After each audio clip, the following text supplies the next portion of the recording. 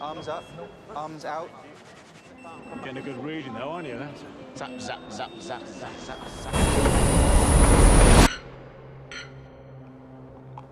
You swallow so loudly, Joseph. Keep coming! Joseph, what are you playing at? You know the rules, all right? You don't need me to explain it to you. The machines took my card. You have to contact to your bank. What's going on in that head? Get him out!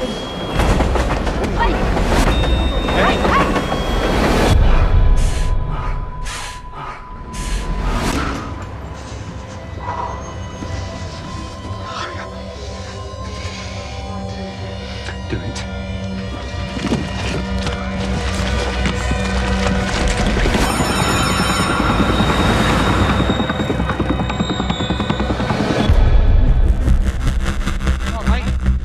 The police are looking for you.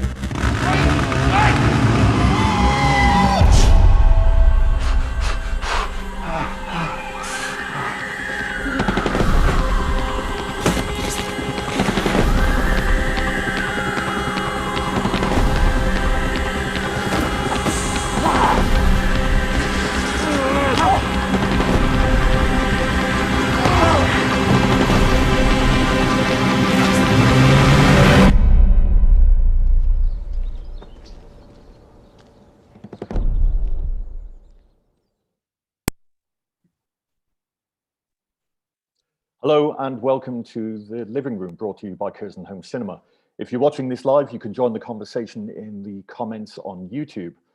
Anil Kary's feature directorial debut played to great success at the Sundance Film Festival, where it was nominated for the Grand Jury Prize, and lead actor Ben Whishaw received the Special Jury Award for Best Actor. It's the propulsive tale of a young man whose psychotic break sends him barreling across the streets of London, his behavior becoming increasingly dangerous both to himself and anyone around him. It features a stunning central performance by Whishaw and is directed for every last drop of tension by Anil Karya. And I'm delighted to be joined today by Anil. Hi, Neil. Thanks for joining us. Oh, thanks very much for having me. It's good to be here. Okay, let's go back a couple of years. And anyone who's seen your 2013 short Beat can see where the genesis of this film sort of lies. Could you talk a little more in detail about the journey of the film from Beat to the film that many people will have just watched? Yeah, sure. Well, like you say, back in 2012 was when we shot it. I made my first short film, having become restless with mediocre commercials, which is what I was doing at the time. And I decided to make my first short. And although I didn't really know Ben at the time, I had a kind of tenuous in with him and managed to convince him to come on board this short. And yeah, we made like you say, we made a 10-minute or 11-minute short film called Beat, which it wasn't a kind of, there was no feature in my mind at that time. It wasn't a kind of proof of concept short or anything like that. It was just a short film. But yeah, it began to kind of probe similar themes. It was about a guy seemingly living on the kind of fringes of society who was behaving in a way that, you know, was outside the parameters of what's considered normal behavior, you know, the way he used his body and interacted with the city and other people. And it was kind of about the tension that brought with it, but also the kind of thrill seemingly as well, and about that kind of duality. And we made that short in quite kind of, you know, rapid fire kind of lo-fi style, but both Ben and I really enjoyed the experience of working together. We also were intrigued by the themes that it was kind of beginning to pick at. And it was probably a year after that or something that I started trying to figure out Surge, which, yeah, like I said, didn't go about it so much as let's make a feature of that film. It was more like, let's explore these themes on a bigger canvas. And you know, there were definitely similarities with the character and this character, but there were notable differences as well. So yeah. And at what point in time did you contact Ben again and say, I've got this character called Joseph? Quite soon, actually. I kind of wanted to get a sense of whether he would be, intrigued about the idea of exploring it further, and he was. I think, like I say, those themes, and when I say those themes, I suppose what I mean is what the kind of modern world and its kind of machinery does to people on a, on a subliminal level, and the kind of binary attitudes, I suppose, towards how we should and shouldn't behave. There was a real, I think, natural curiosity on Ben's part as well, and I think he also really loved the way we worked on Beat, which was this quite kind of rugged way of shooting, where we kind of embraced reality as much as we could, and where it was a kind of certainly a semi-improvisational approach where we weren't blocking or meticulously rehearsing. It was a kind of camera being responsive to the action and the actor rather than the other way around. So I think there was a lot about it he enjoyed, and quite early on, in an informal capacity at least, he came on board. I mean, obviously making it formal was a bit more of a process because he was becoming rather big at the time, and his agents I didn't really have the stuff to prove myself at that point. But anyway, in an informal kind of friendship sense, he was kind of in from early on. And I want to come back to Ben and shooting on London and some of the themes in a moment, but the short you wrote yourself, and with this you were joined by writers Rupert Jones and Rita Calnagé. Could you talk about the work with them and developing this? Yeah, so I don't really, in the true sense, consider myself a writer-director. I've always, thought I've got something, hopefully, to offer direction-wise, but writing something I find really, it's both something I find difficult and marvel at, in other people, like acting, I suppose. I'd never go there. But so I've written shorts, and I wrote Beat, although it was in a kind of prose-like treatment form, because if you see the film, you see that it's not, particularly conventional. It's barely got dialogue and things, and so that was written in a prose form. And then I wrote shorts I've made since, and I've collaborated on things, but I always knew I wanted to collaborate with actual writers on this, and I looked forward to that process, actually. And yeah, we worked with two writers in the end, Rupert, and then Rita Calnagé joined that process, and it was difficult, to be honest. It was the collaboration, on a personal level, was really enjoyable, but it was difficult because we were trying to kind of grasp at, whether we succeeded or not, we were trying to grasp at quite esoteric and abstract themes, not straightforward, things to kind of put into a plot necessarily. And it's one thing kind of sitting around a table and talking and musing on these kind of themes about what it means to be human and what this kind of, like I say, modern Western existence kind of does to us on a kind of physical level and an emotional level, etc. It's kind of interesting to sit around and talk about them, but kind of harnessing them into a feature film that kind of hopefully is satisfying and makes some sense on some level, at least, is another story. So it was really, really difficult, and we had differing views at some points. One thing I was quite keen to do, for better or worse, was to kind of eschew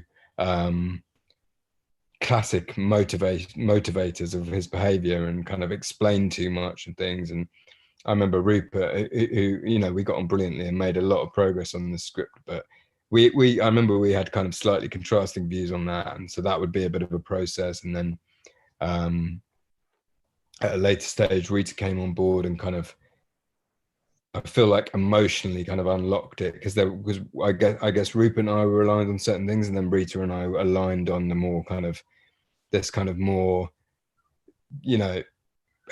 dangerously, potentially pretentious, spiritual kind of transcendent level we were trying to kind of access. And so both writers offered really, really different ingredients, but yeah, figuring out those themes into a film wasn't swift. It took a while, and we had to take a lot of missteps, to get back on track at points, and went down. I mean, there were like radically different incarnations of this film on the page at certain points. But yeah, it was a really amazing team of people. together what- with Sophie and Julia, and we figured it out.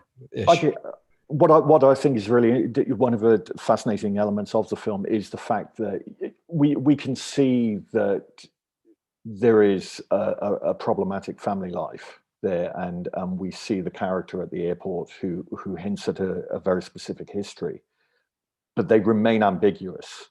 And I thought one of the pleasures of the film is actually having this ambiguity at the heart of the film, of not giving us some pat psychobabble kind of backstory that allows us to justify any of the actions, because I guess it's in a way what the film does is offloads onto us a question of why is this person acting like this, and what is the concept of being normal in society.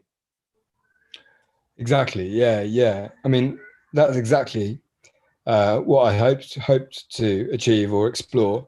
The ambiguity was really important to me. I can completely understand why it's kind of frustrating in some senses for particular people or some people, but that was important because, you know, particularly after it was premiered at Sundance, Berlin and things, there were lots of questions, understandably, about mental health and, you know, what I was saying there. And I guess the point was I didn't want to be explicit. You know, I did want to, like you just suggested, explore this kind of ambiguous grey area between wellness and, you know, in inverted commas, poor mental health, and how we've come to define those. And like I said earlier, the slightly kind of narrow and binary definitions of what constitutes a healthy person and an unhealthy, quote unquote, person. And so I wanted to kind of probe at different areas, like you say, the family life, just the kind of sensory overload of the kind of the city he lives in, the kind of compassionless nature of modern life sometimes, and things like this.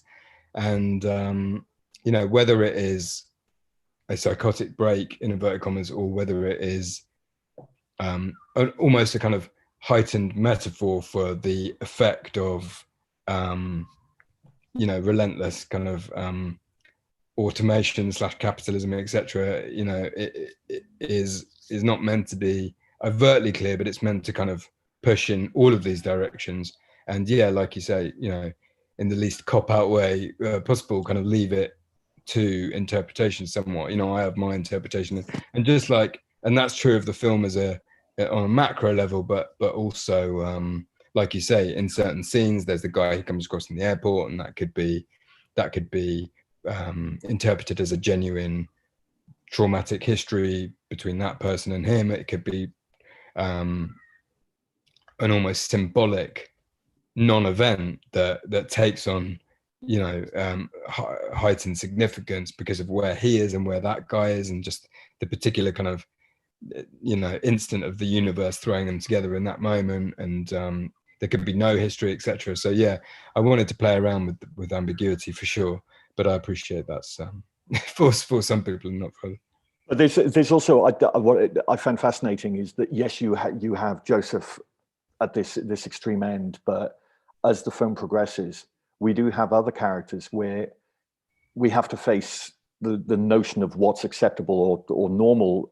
Yeah, I was thinking back to Ben's character is attacked by a normal man, or someone might be seen, an everyday guy outside a cafe, and here we have the car driver who hits who hits Joseph. But you've also got the best man at the wedding. And it is interesting because it does throw up this idea, well, yeah, what is kind of acceptable behavior? And are there scenarios where unacceptable behavior is actually accepted?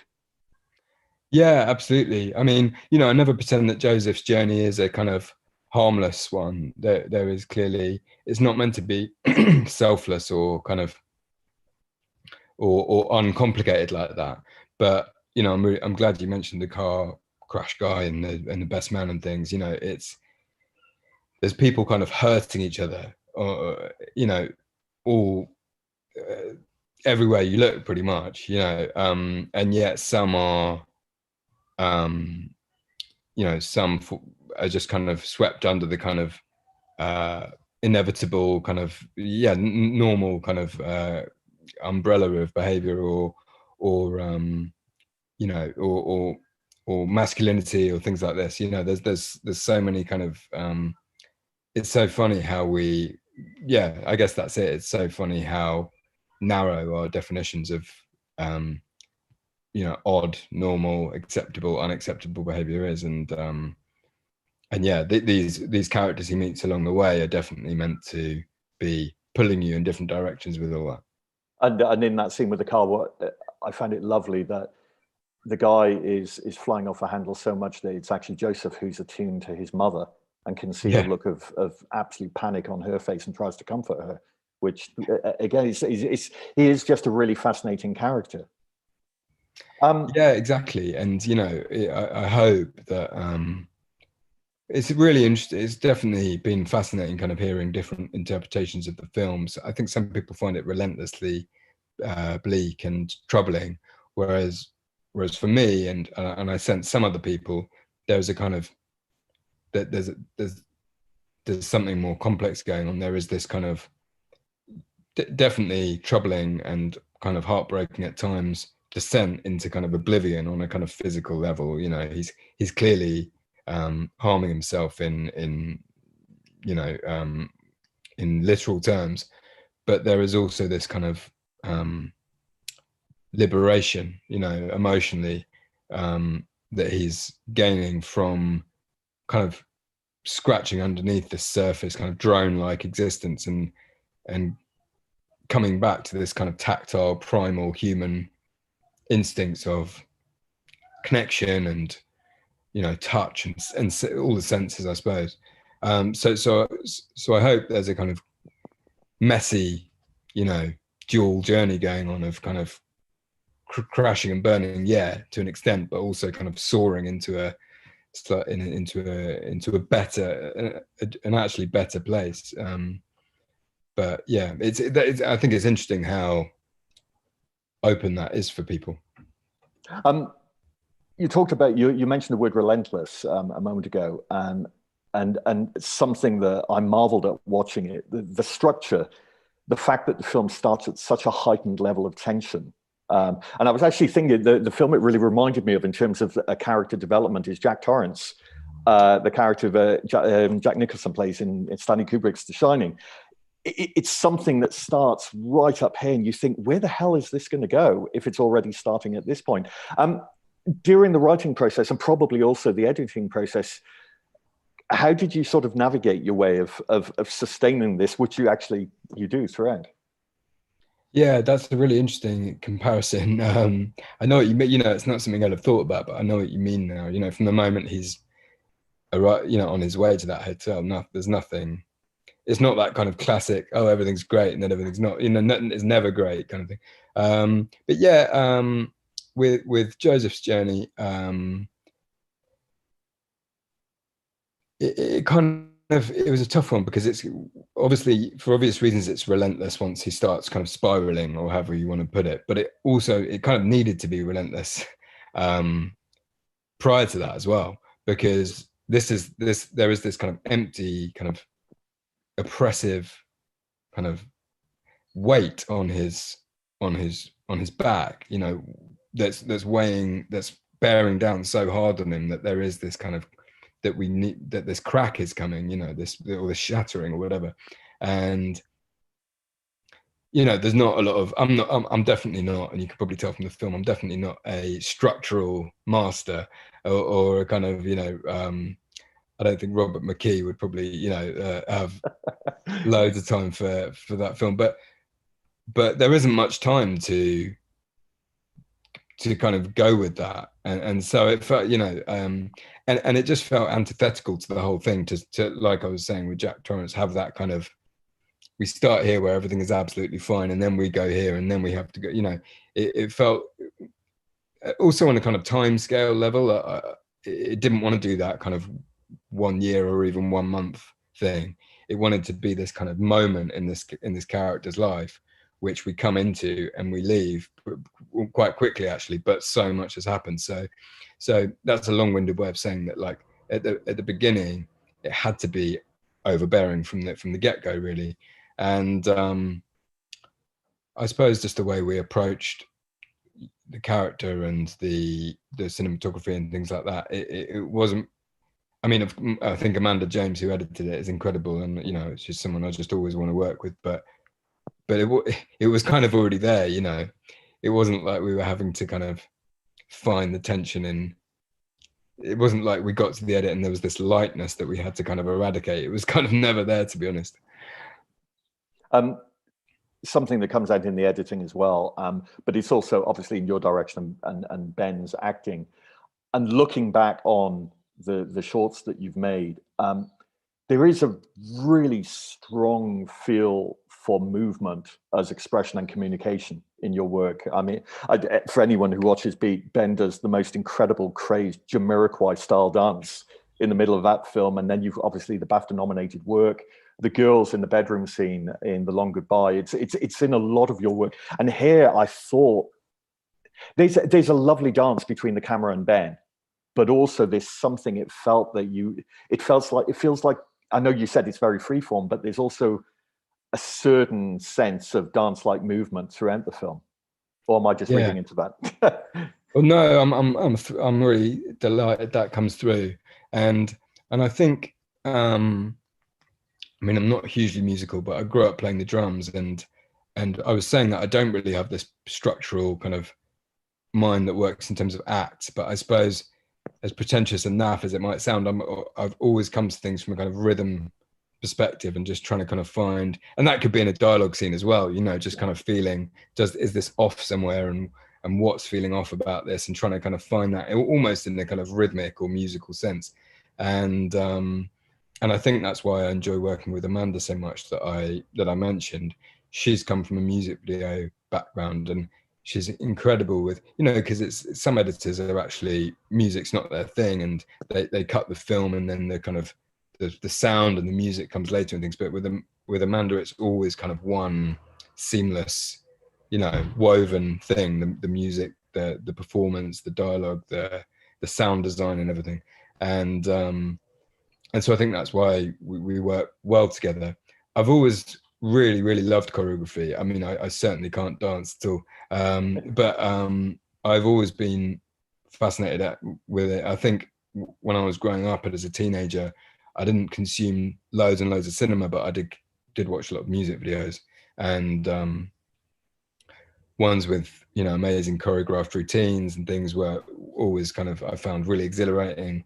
And also ones where there was a choreography to how the camera worked, I found really thrilling as well. And then when I was a bit older, my mum is obsessed with flamenco, and she would take the Sadler's Wells to the flamenco festival every year. And I went there, first of all, begrudgingly, and then year by year, I really wanted to go back. And then through that, I started watching more dance and things, and did some dance films and music videos. And yeah, so I love it. You know, there's no more intelligent, it's not a very intellectual way of putting it, but I just really, really love choreography and movement like that. And I think it's just, you know, it's just a natural instinct for me to kind of try and find that in film.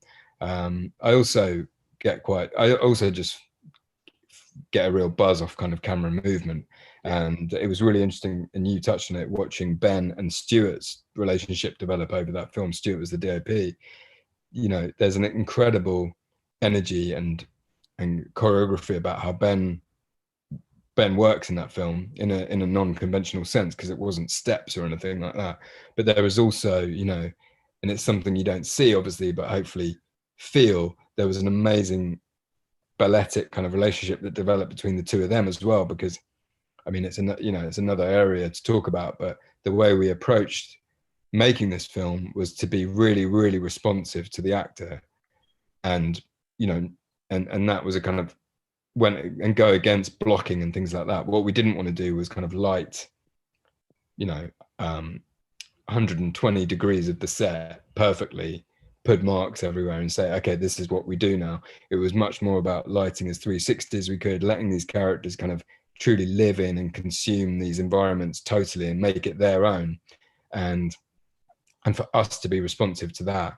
So over the first few days, seeing Ben and Stuart learn how to kind of understand each other was quite something. And there's, you know, somewhere or other, there's some really great videos of them kind of mid shot kind of figuring it out. And yeah, it was quite a special relationship they developed, and that was, choreographic in some way as well.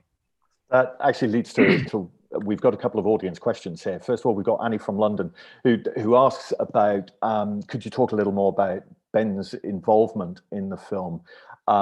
Did you together, even though the audience don't know, create a backstory for the character? And were there any moments where it was just the camera following Ben and he sort of went off to do his own thing, or was it all very controlled?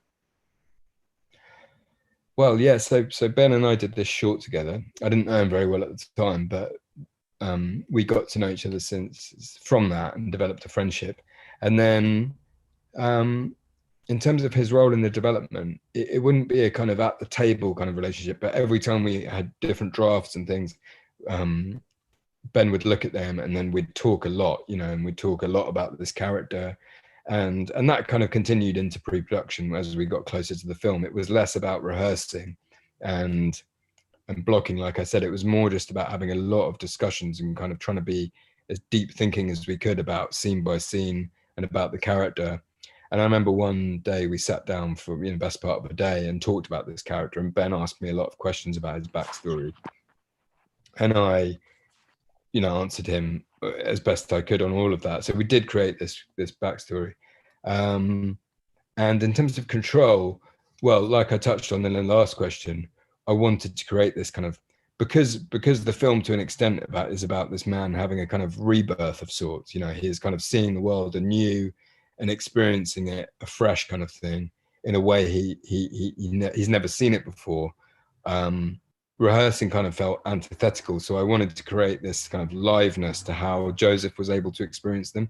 And on a practical level, what that meant was doing things like, if Joseph, the character, had not seen a location before, then so that would exclude things like his flat and things. But if he was going into a new place that he hadn't experienced before, then we'd make sure Ben wouldn't see that location until we were rolling, And even though we wouldn't nail everything on the first take, it brought this kind of live, genuinely responsive energy to a place, even if that just meant him going into a bank and having to kind of genuinely figure out the geography of that place before he kind of got his bearings and made the next decision. We'd do things like that. Or if he hadn't met a character before, we'd make sure they didn't meet until we were rolling the camera. So I was trying to create this kind of, live energy to the way we shot it. And in terms of control and things, wherever possible, there wouldn't be control. So even on a street, if he was going down it, we wouldn't map out a route. We'd allow Ben to kind of feel that route out and we'd just kind of have to figure it out kind of thing. Hence why some of it feels kind of, has that kind of raw, chaotic, or another person might say nauseous kind of energy to it. But yeah, that was the approach, and that's what we really wanted to do. Yeah. I've got a final question. This is from Sarah from Bath. I'm a really big fan of Fujiko Noriko's music, and I didn't realize that she'd been scoring for films. Could you talk a little bit about what interested you in bringing her on board, and the way that the film, the everyday sounds of the street intersect with the music that she creates? Yeah, well, the truth is I didn't know of her music before I made Surge either. The credit for that goes to the music supervisor, Bridget Samuels, who put me onto her. So I was always aware, and this is what we tried to do in Beat to an extent, that I wanted to have this kind of almost seamless relationship between sound design and music, rather than a kind of score overtly sitting on top, of the world, as a kind of separate layer, I suppose.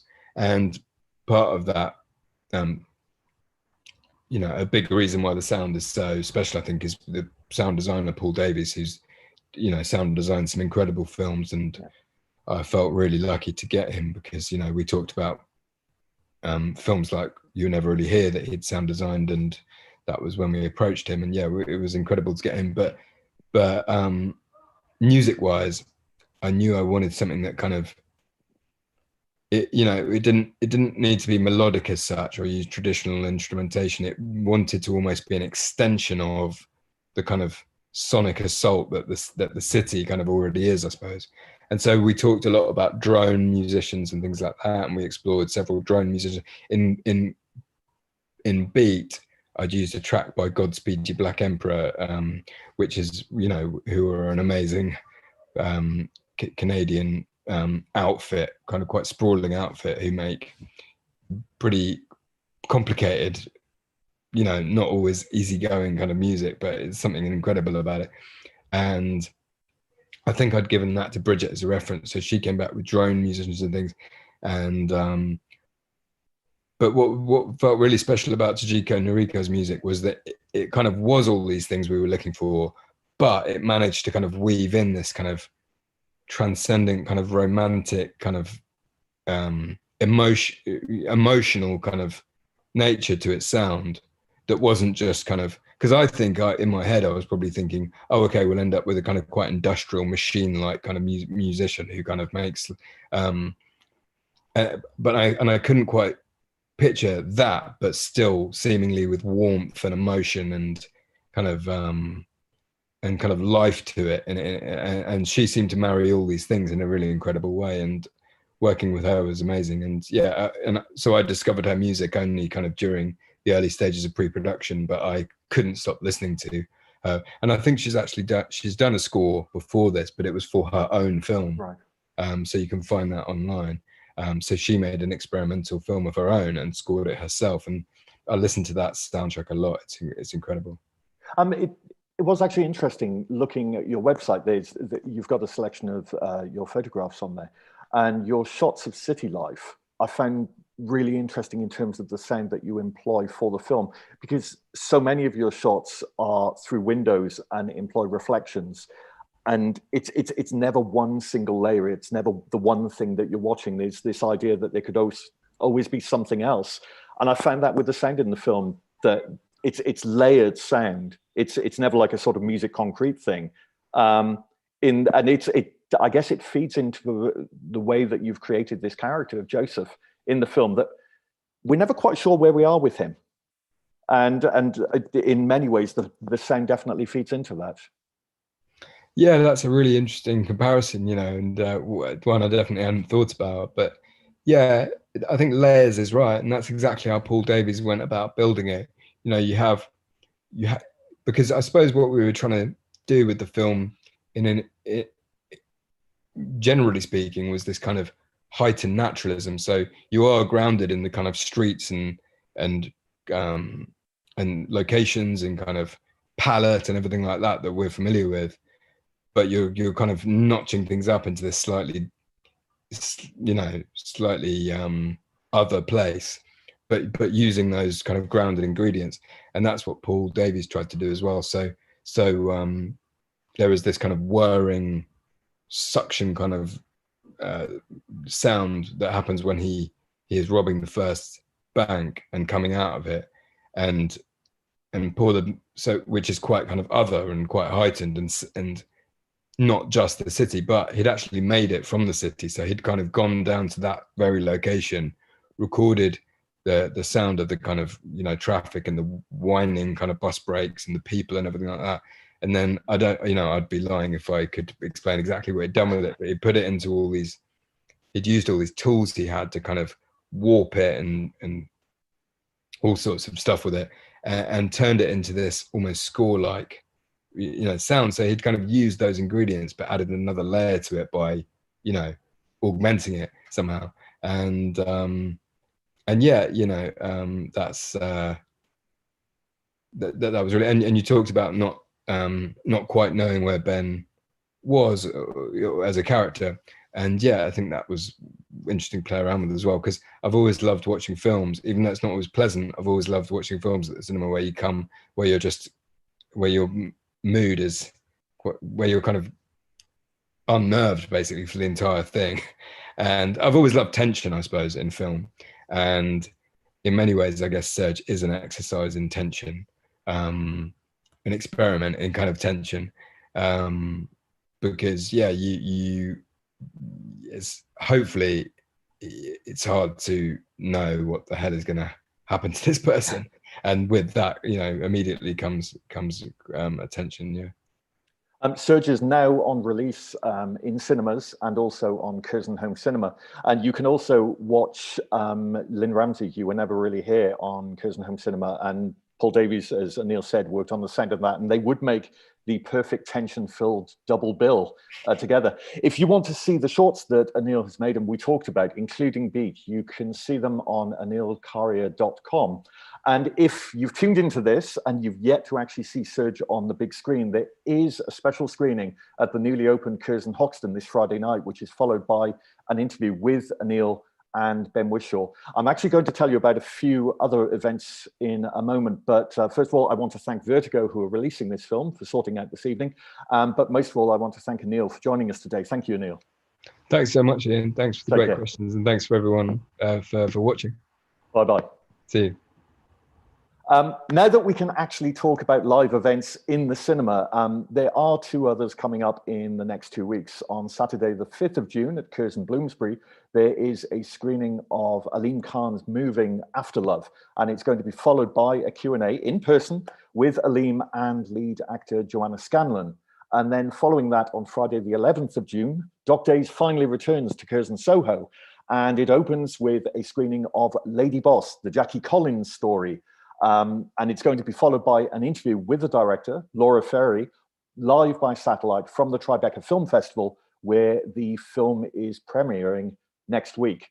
I will also say, for those who are fans of Godspeed You Black Emperor, or are interested after what Neil said about them, they are playing in London and around the country and around the UK in February next year, and there are still tickets available for them. For all other events, go to Curzon.com, anything on the living room, and also any other live events coming up. And please do visit the Curzon Journal, which has just been launched, for the latest interviews, articles, and information. Thank you for joining us today.